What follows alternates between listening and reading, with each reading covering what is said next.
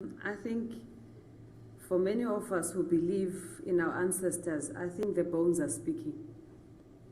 The bones are speaking very loud that we must move from the rhetoric to reform. And if you are uncomfortable in the room, you are in the right place. We must stay in that uncomfortability, because it is that uncomfortability that will make us shift from this place we are in, which is unsustainable, to a place where everybody can thrive. I was asked to speak about how does decolonizing look like and racism look like in the AIDS response. Many people have said so many things that I agree with, and I will not repeat what they've said. Clearly, Winnie has made the point that we cannot win the end of AIDS if we do not deal with the structural drivers of the AIDS response, which is inequality. And racism is at the center of this inequality. And therefore, then that means we must interrogate the systems of oppression, the systems of power, the systems of privilege that sustains this structural driver. And so we must reflect. We must reflect about this post-colonial situation we are finding ourselves that persists to hold colonialism in today's world. Why is it? And who is persisting, keeping, and maintaining these systems of oppression? Some of us are part of that.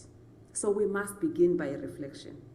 But I'm going to give you 3 examples in my way of saying these things are real.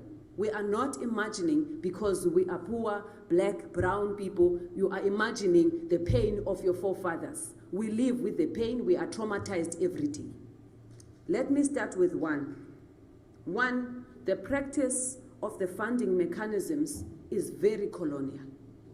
We have said it in so many ways in this conference, but we are not listening. We are going to leave this conference, repeat the same behavior, perpetuate the same problem.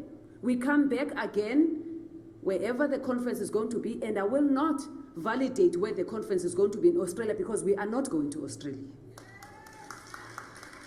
So the funding mechanisms must change, because the systems of oppression start there. Who gets to decide what money, how the money is going to the communities, how the money is being used? Deep down in that conversation is racism. The second example, who are the expertise in the response? Often we think that the expertise must come from the north, and then they must look white and they must wear a trouser. We are the expertise. We are those who have put our bodies on the line. You have tested the same drugs that you are charging me to pay for in my own body. And it is not the first time this has happened. It has happened in my father when he was a mine worker. This is not the first time that we are here. We have been here for too long, and we are fucking tired. So, I am the expert. If you're going to bring research in South Africa, come to the black communities. There are expertise there. Don't think that you can come just because you bring money, you're going to be the lead researcher. We are going to reject it. The lead researchers must come from local, and they must look like the communities where the research is going to happen. If you're not going to do research in white communities, don't come to black communities, because we have black expertise. Hire them. They are there.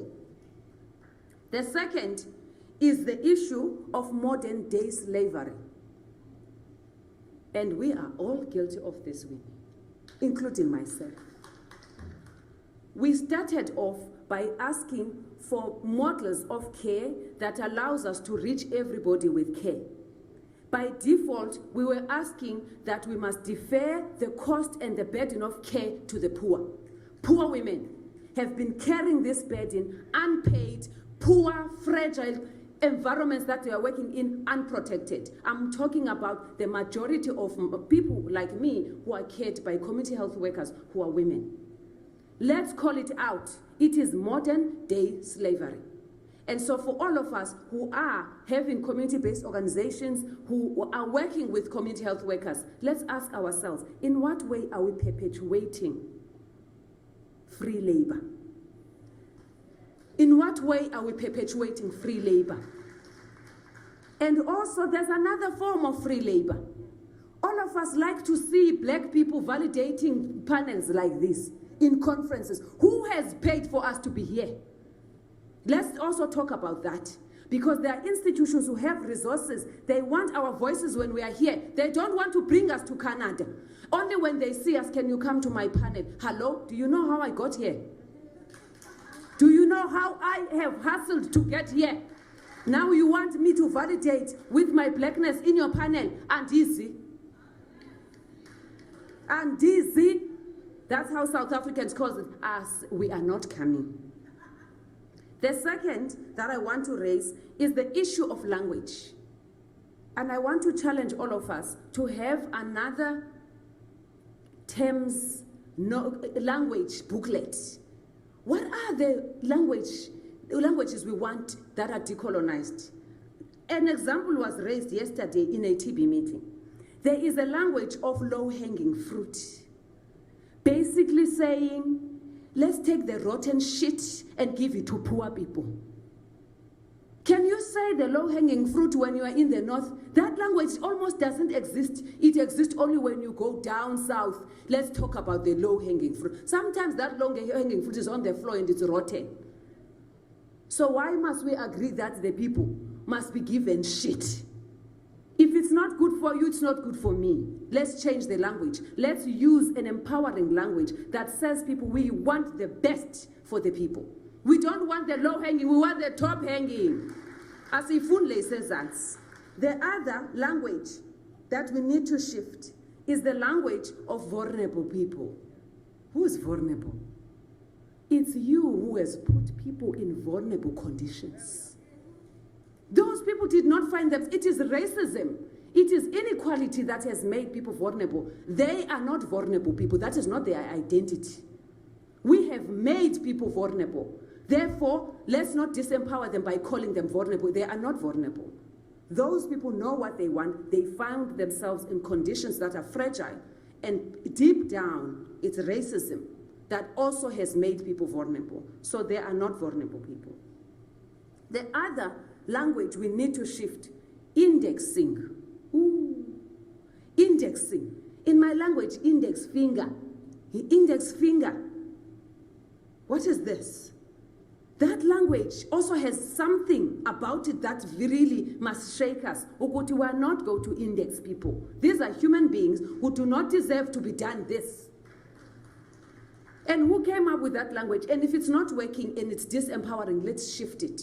Let's use language that's empowering, that gives back the power to the people. There are many examples of this language. So I'm asking us to go deep and give ourselves practical tools to really decolonize. Let's not talk about this in theory terms. The other, before I close, is we need to invisibilize our pain, and this is the beginning. Yes, we are tired of dramatizing our pain, but we have to continue and continue because being nice has not worked for us. We only have, as many South Africans will say, we'll have our chains to lose. We only have our chance to lose. So we must rise because no one is going to do this for us. No one has done this for us. We are going to do it for ourselves. So let's come together. I invite all of us to at least begin by drafting a charter of principles of engagement. The women's movement, the PWA movement has done this in the JIPA principle model. Here, let's do a JIPA principle model for how we want to be engaged with. If you cannot qualify all of this, we can't work with you. Let's begin by defining what are those principles within which we want to be engaged with, and that is a starting point. Anyone who wants to come and partner with us, they must tick all the boxes. If they can't tick it, we must send them home. Thank you.